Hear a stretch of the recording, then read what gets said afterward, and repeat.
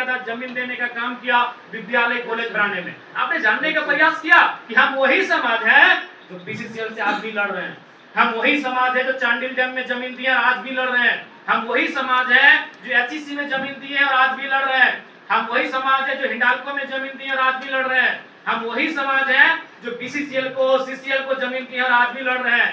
लेकिन हम लोग विद्यालय को जमीन देने के बाद नहीं लड़ते हैं। तो आपने जानने का प्रयास किया जाती तो 25 साल का गैप नहीं होता। आपके पिता अगर अपने समय वकील बन जाते हैं तो 25 साल का गैप नहीं होता। इसलिए प्यारे बच्चों एक बात सीधा जान लीजिए कि यदि आप सफल नहीं होते हैं, यदि आप अपना स्थान हासिल नहीं करते हैं, तो इसका मतलब थोड़ी है कि दुनिया से आपका नाता टूट जाएगा, लेकिन आपके सपने, आपके ख्वाब 25 साल बैक हो जाएंगे। क्योंकि फिर कब आपके सपने साकार होंगे, ये संभावना कब बनेगा? जब आप बड़े होंगे, विवाह करेंगे, आपके बच्चे होंगे, उनका परवरिश करेंगे, उनको पढ़ाएंगे लिखाएंगे, उनको फिर जवान करेंगे, तब फिर आप सपना देखेंगे चलो हमको डॉक्टर बनना था नहीं बन पाए, बेटवा को बना देते हैं, हमको बनना था वीडियो सीओ दरोगा नहीं बन पाए, बिटिया को बना देते हैं। लेकिन अंतर कितना होगा? 25 साल का।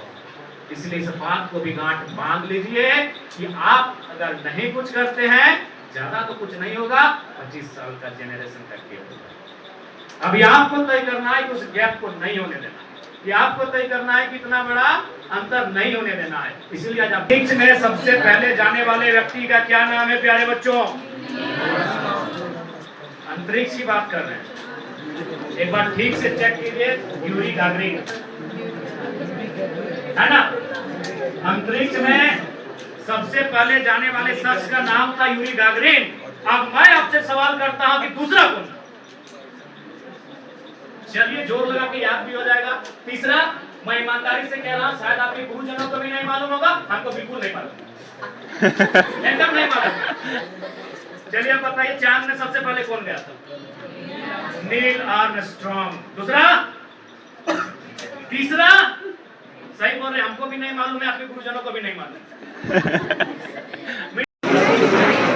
पूर्वी उत्थान समिति और माजी के द्वारा आयोजित इस प्रतिभा सम्मान समारोह के कार्यक्रम में इस मंच में मंचासीन हम सबों के अभिभावक, रांची लोकसभा का कई बार प्रतिनिधित्व कर चुके माननीय सम्मानित श्री रामलाल चौधरी जी, हम सबों के बीच हमारे अभिभावक, बड़कागांव विधानसभा से माननीय विधानसभा के सदस्य श्री रोशनलाल चौधरी जी, हमारे बीच बड़ी बहन स्वरूपा, इस क्षेत्र की जिला परिषद सम्मानित सरिता बहन, हमारे संघर्ष के साथी रांची लोकसभा से पूर्व प्रत्याशी फाइटर देवेंद्र भाई, हमारे साथ धनबाद से चलकर आए शहीद शक्तिनाथ महतो के अनुज सुरेश महतो जी, हमारे मित्र दीपक रवानी जी, और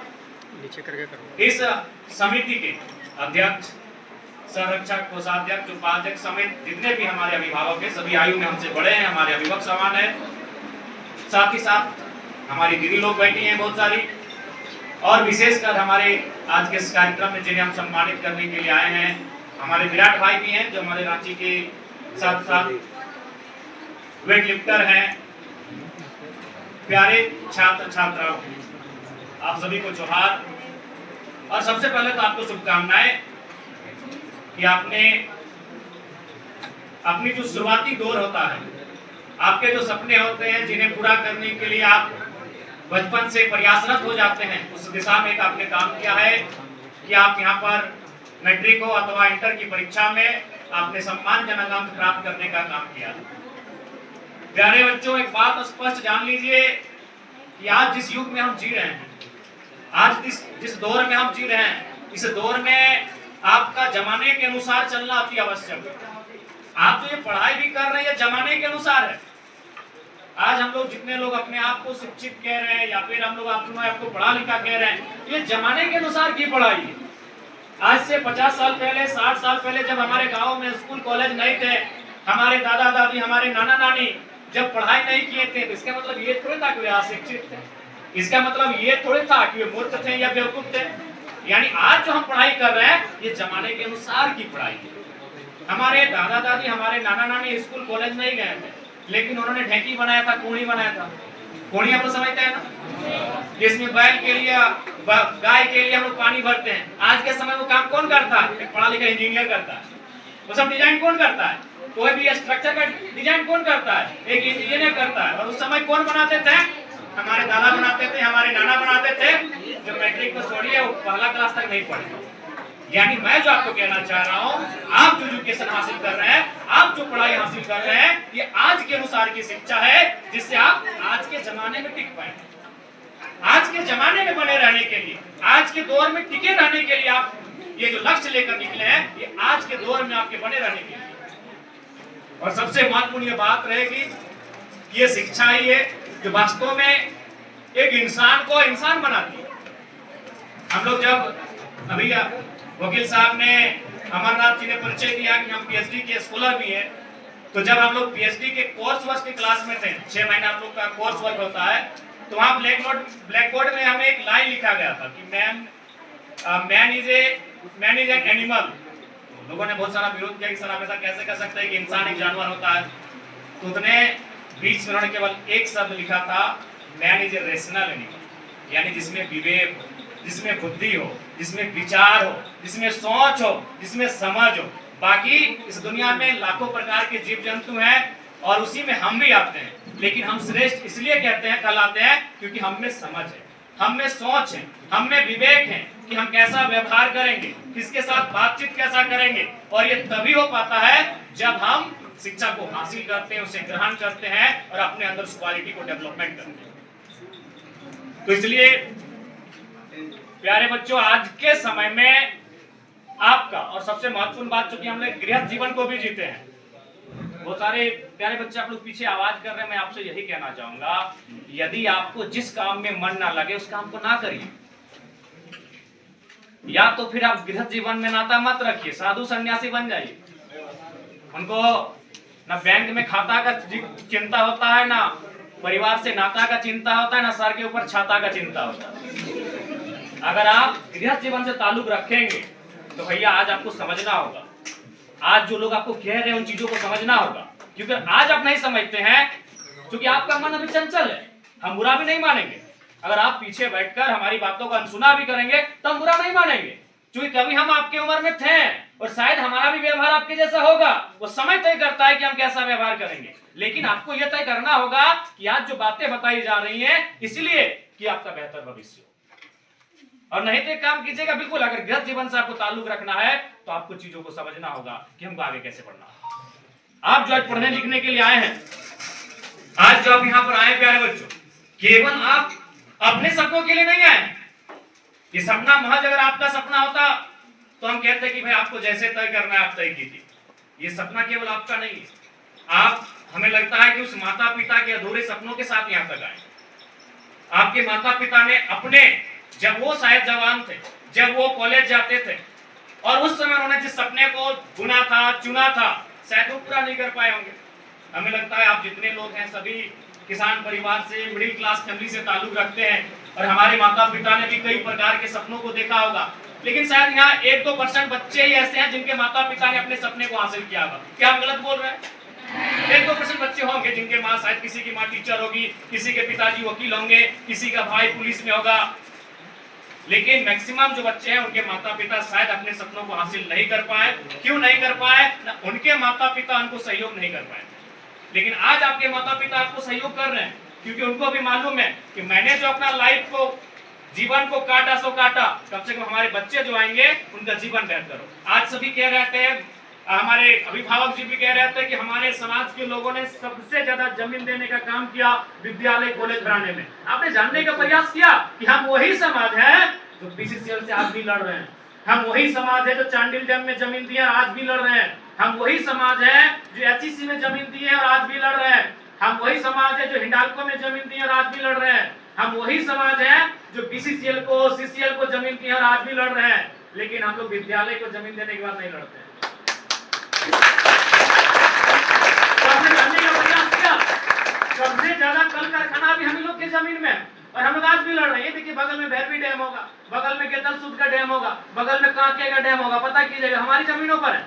और वहां हम लोग लड़ाई आज भी लड़ रहे हैं, क्योंकि हमने उद्योग से ज्यादा, हमने फैक्ट्रियों से ज्यादा, हमने रोजगार से ज्यादा शिक्षा को महत्व दिया। इसलिए हमने जहां विद्यालय दिया है वहां हम विरोध नहीं करते, वो हमने अपनी मर्जी से दिया है। बाकी जगह लोगों ने जोर जबरदस्ती लिया, कंपनियों ने भी जमीन लिया। झारखंड में सबसे ज्यादा जमीन हमारा अधिग्रहण हुआ है, लेकिन वहां जोर जबरदस्ती हुआ है या फिर सरकार के नियमों के तहत हुआ है, पॉलिसी बनाकर हुआ है। लेकिन आप पता कर लीजिए, चाहे कोई भी विद्यालय हो, हमारे किसी भी महापुरुष के नाम से हो, समाज सेवी के नाम से हो, उन जमीन को हमने स्वेच्छा से दान दिया।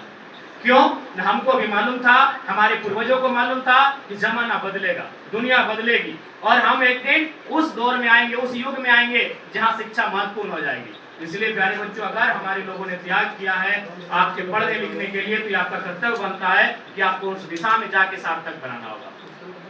और महत्वपूर्ण बात, एक बात जानिए, आज के दौर में आपका किसी एक क्षेत्र में एक्सपर्ट बनना बहुत जरूरी है। आज कोई ऐसा नहीं है जो नहीं चाहता है कि उसका सम्मान या प्रतिष्ठा ना बढ़े समाज में। कोई ऐसे हैं जो ये चाहते हैं कि भाई नहीं, हमको कोई दिक्कत नहीं। हर कोई चाहता है कि भाई समाज में हमारी प्रतिष्ठा हो, हमारा एक मान सम्मान हो, और वो तभी होगा जब आप किसी क्षेत्र में विशेषज्ञ बनेंगे। और अगर आपको विशेषज्ञ बनना है तो ये तभी होगा जब आप वहां मेहनत करेंगे, आप वहां संघर्ष करेंगे। क्योंकि अगर आप किसी एक क्षेत्र में एक्सपर्ट नहीं बनेंगे तो शायद ये दुनिया आपको वो सम्मान, वो पहचान नहीं दे पाएगी। ये आपको तय करना होगा कि हमारा टैलेंट कहाँ है।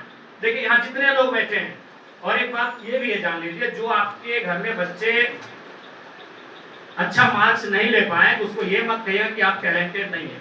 उनको हतोत्साहित मत करिएगा, उनको ताना भी मत दीजिएगा, बल्कि आप अगर अच्छे नंबर से पास हो गए हैं बहुत ही अच्छी बात है, लेकिन उनको बोलिएगा कि शायद आपका टैलेंट किसी अन्य कार्य में। अच्छा, एक बात बताइए, अगर हम किसी बंदर को कहते हैं कि भाई एक कंपटीशन है तैराकी का, तुमको मछलियों के साथ तैरना है, तो टॉप कौन करेगा? मछली करेगी।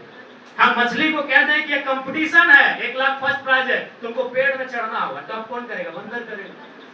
यानी हमारा कहने का ये मतलब है, हर कोई टैलेंटेड है, हर किसी के पास हुनर है, हर किसी के पास प्रतिभा है। शर्त यह है कि आपकी प्रतिभा किस क्षेत्र में, आपका हुनर किस क्षेत्र में है। कोई ऐसा नहीं है जिसके पास टैलेंट है, हर किसी के पास है। लेकिन अब आपको यह तय करना होगा धीरे धीरे कि हमारा टैलेंट कहाँ है, हमारा इंटरेस्ट क्या है, किस फील्ड में हमको इंटरेस्ट है, कौन से काम से हमको प्रेम है, उस काम की दिशा में आपको आगे बढ़ना होगा। और उसके लिए रास्ता को खुद चुनना होगा। एक होता है ना कि कुछ लोग अपने टैलेंट को ड्रीम बनाते हैं, और कुछ लोग एक ड्रीम बनाते हैं कि हमें कुछ बनना है, और कुछ लोग अपने टैलेंट को ड्रीम बनाते हैं कि भाई मेरा जिसमें टैलेंट है उसको हम ड्रीम बनाएंगे। जैसे आप सचिन तेंदुलकर का नाम आप जानते हैं। सचिन तेंदुलकर लिल्ली एक बहुत बड़े तेज गेंदबाज थे। उन्होंने एक गेंदबाजों के लिए एकेडमी या फिर एक प्रशिक्षण का शिविर रखा था। सचिन गए, बोले कि सर हमको अभी बहुत बड़ा तेज गेंदबाज बनना है, तो हमको थोड़ी प्रैक्टिस ले ली जाए। तो उन्होंने बड़े प्यार से कहा कि देखो सचिन, तुम्हारा लाइफ तेज गेंदबाजी में नहीं है, तुम एक काम करो, तुम बैटिंग का ट्राई करो। और आज देखिए सचिन तेंदुलकर दुनिया के सबसे बेहतरीन बल्लेबाज है। उनका ड्रीम था गेंदबाज बनने का। जब आपको ध्यान से सुनिएगा और समझिएगा, सचिन तेंदुलकर का ड्रीम था कि हम गेंदबाज बने, लेकिन उनका टैलेंट कहाँ था? बैटिंग। तो इसीलिए अगर किसी का टैलेंट है, मान के चलिए आपका ड्रीम है कि हम बड़ा होकर डॉक्टर बनेंगे, लेकिन आपका टैलेंट है पेंटिंग में, तो हम कहेंगे आप पेंटिंग करें।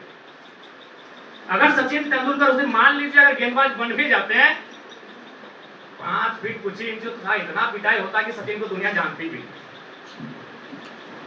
अरे आज तो लोग जान रहे कि हाँ इंडिया में एक बुमराह नाम का बॉलर है। उस दौर में भारत में कोई तेज गेंदबाज का नाम तक नहीं था। कपिल देव को ऑलराउंडर जानते थे। उतने 2011 में लोगों ने जहीर खान को जाना। अगर सचिन बन भी जाते हैं, अपने सपने के पीछे भाग के अगर गेंदबाज बन भी जाते हैं, तो शायद हमें लगता है वो सफलता उनको नहीं मिलती, क्योंकि उनका टैलेंट नहीं था। इसलिए आप कोशिश कीजिए, आपके अंदर कोई ना कोई प्रतिभा होगा, आपके अंदर कोई ना कोई टैलेंट होगा, उस टैलेंट को निखारिए, उसमें समय लगाइए। उसमें अगर आप समय लगाएंगे तो निश्चय ही आप सफल होंगे। और ये आपको तय करना है कि आप कितना समय देते हैं। क्योंकि मैं बार बार कहता हूँ, कोई भी काम रहे, जिस काम में आपको मन लगता है और जिस काम में आप 4 से 5 घंटा समय देते हैं, उसमें रिजल्ट आना चाहिए। अभी आप पढ़ने के लिए आए हैं और यहाँ से अगर आपका रिजल्ट नहीं होगा, यहाँ से आप अच्छा नहीं करेंगे, तो ठीक बात नहीं।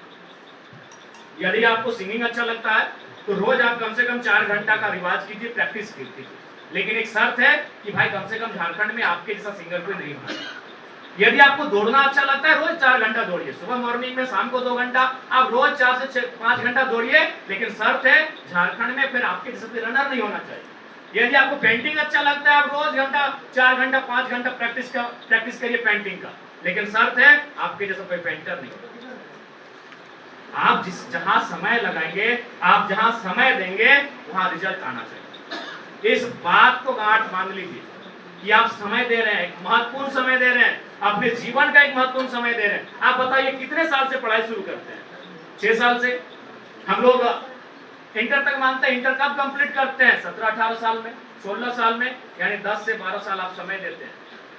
10 से 12 साल आप एक ही जगह समय देते हैं, लगातार एक ही चीजों के साथ आपका कम्युनिकेट होता है। वही शिक्षक, वही ब्लैक बोर्ड, वही चॉक पेंसिल, वही लेक्चर, वही लेसन।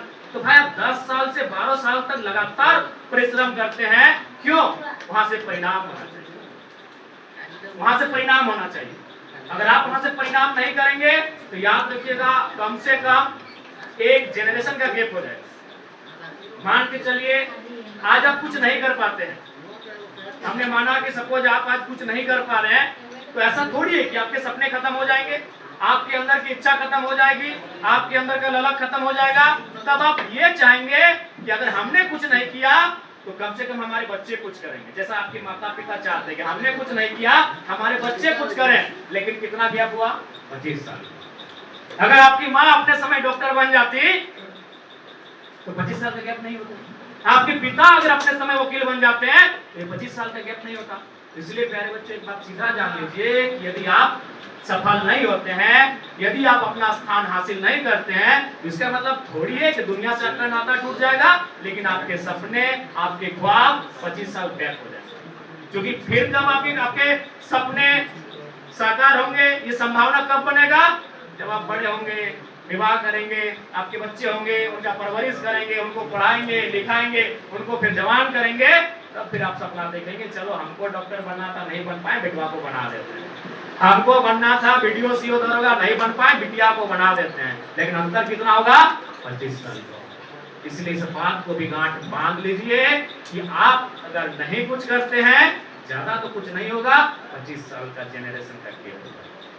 अभी आपको तय करना है कि उस गैप को नहीं होने देना, ये आपको तय करना है कि इतना बड़ा अंतर नहीं होने देना है। इसलिए आज आपको मेहनत करना है। देखिए मेहनत भले लोग कितना भी कहें, लेकिन हम लोग के स्टूडेंट रहे हैं, आज भी हम लोग भी क्लास करने हम नहीं जाते, खाली प्रेजेंटेशन देने जाते हैं। पीएचडी में क्लास 6 महीने का, उसके बाद प्रेजेंटेशन है, 30 तारीख को मेरा प्रेजेंटेशन है। तो हम लोग को भी मालूम है जब क्लास में जाते हैं तो रोज एक जैसे शिक्षक, वही ब्लैक बोर्ड, तो बोरिंग लगता है। सही बात है, शर्माइए नहीं, लजाइए नहीं, तो सही है, तो सही है, बोरिंग लगता है। वही सुबह की घंटी, देखिए सुबह की घंटी का भी मजा नहीं आता है, शाम को जो घंटी लगता है वो मजा आता है।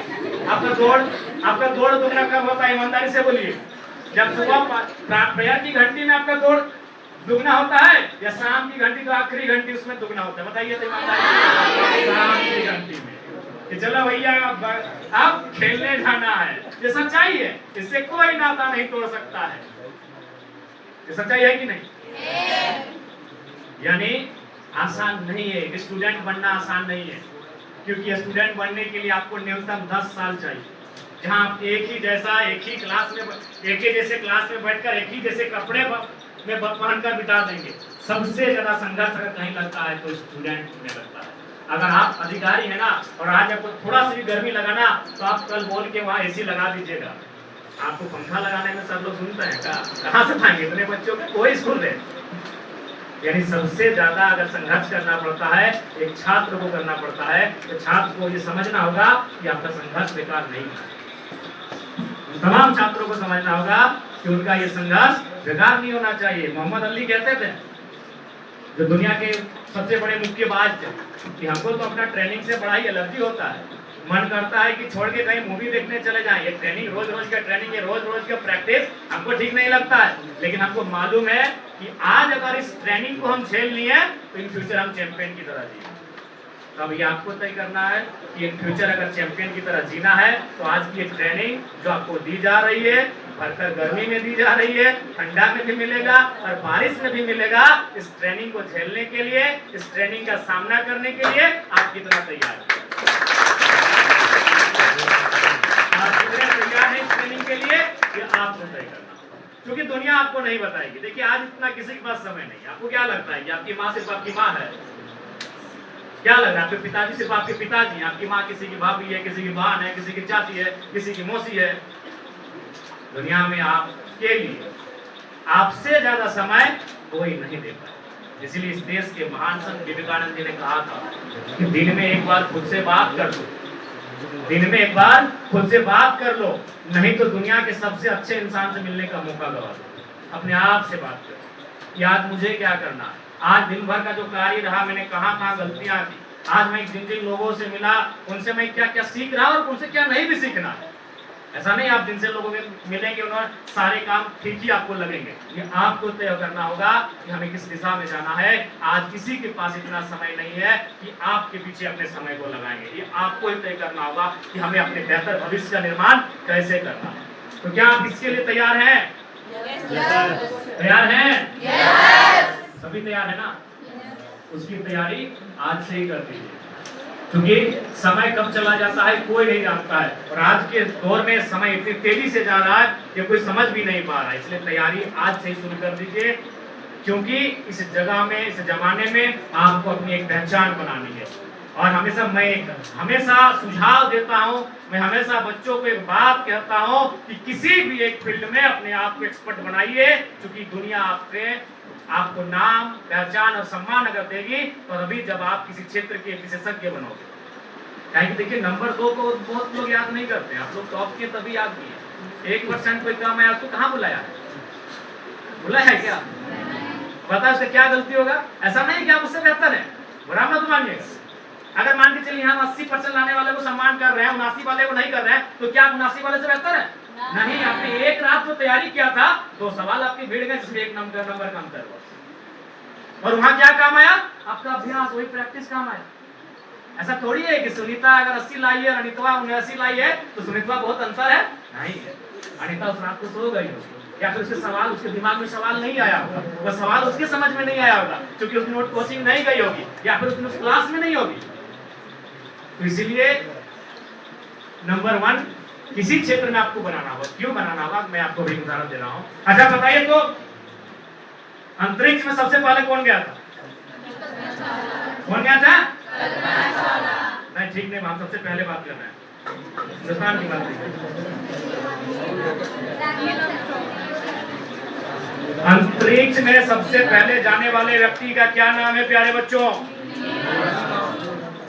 अंतरिक्ष की बात कर रहे हैं, एक बार ठीक से चेक कीजिए। यूरी गागरिन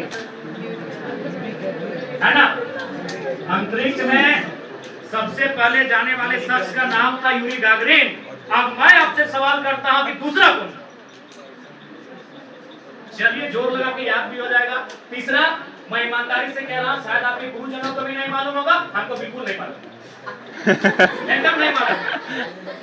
चलिए आप बताइए, चांद में सबसे पहले कौन गया था? Neil Armstrong. दूसरा, तीसरा, सही बोल रहे, हमको भी नहीं मालूम है, आपके गुरुजनों को भी नहीं मालूम।